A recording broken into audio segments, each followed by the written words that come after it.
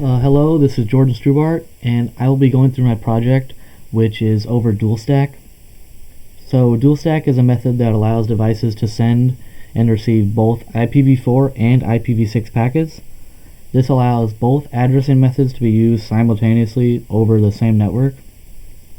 So to show how this works, I've created a simple network that has both IPv4 and IPv6 addresses and a complementary instruction guide on how to set it up and utilize dual stack.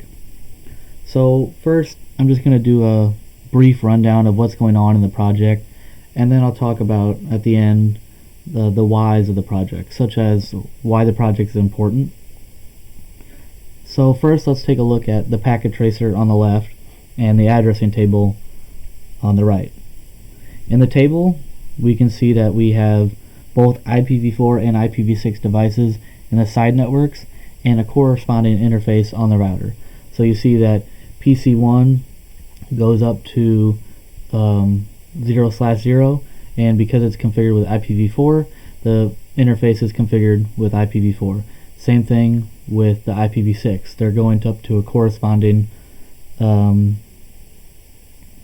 interface on the router.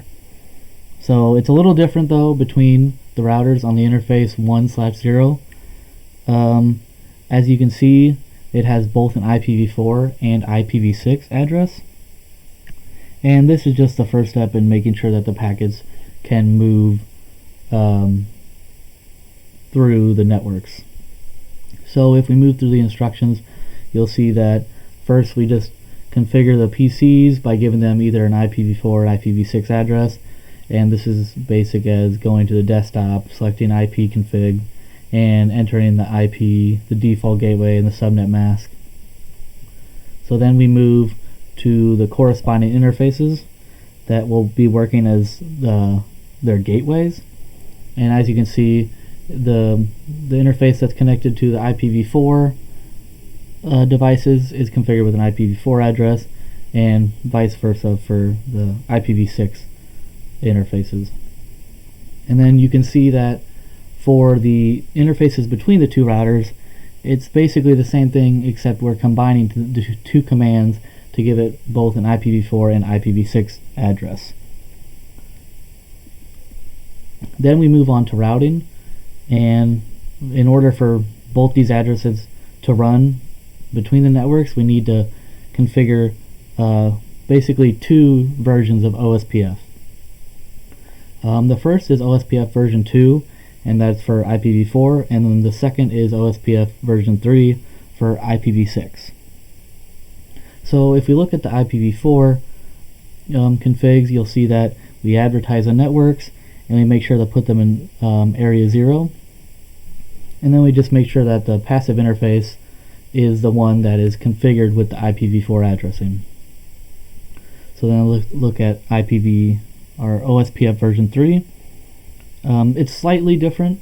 So you'll see here, once again, we're putting them in area 0, but instead of advertising the networks like we did with IPv4, we're advertising the interfaces that IPv6 is on. So that's your down-facing 0/1, and then the connecting interfaces between the routers 1/0. And once you're done with that, the last step is basically just to verify connectivity. So that's done with a simple ping command, just to test that everything's working. And if it's not working, just go back through and make sure that everything is correct. So as you can see, this is a very simple and straightforward lab.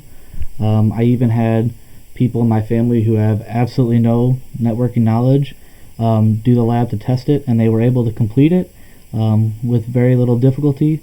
So it just shows how easy the lab is and how basically anybody can do it.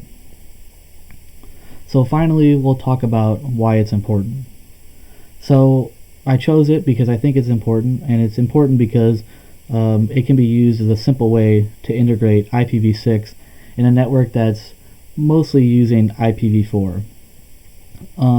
Similar to what we talked about in this class, it's easier to take small steps like this by doing something like dual stack, rather than taking down your entire network and redoing it from scratch for IPv6.